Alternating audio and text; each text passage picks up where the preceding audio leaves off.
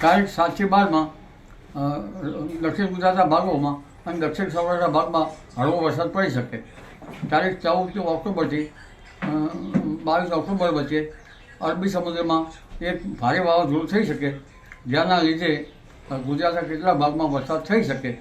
આ ઉપરાંત બંગાળ ઉપસાગરમાં પણ વાવાઝોડાની શક્યતા છે, જેના ભેજ અરબ સાગરના ભેજના કારણે પૂર્વ ગુજરાતના ભાગો, ઉપરાંત પંચમહાલના ભાગો, વડોદરાના ભાગો, સાબરકાંઠાના ભાગો, આ ભાગોમાં તારીખ 16 થી 22 ભારે વરસાદ થઈ શકે. કોઈ ભાગમાં ઉત્તર ગુજરાતના ભાગોમાં પણ વરસાદ થઈ શકે. દક્ષિણ ગુજરાત અને સૌરાષ્ટ્રના ભાગોમાં પણ વરસાદ થવાની શક્યતા રહી શકે.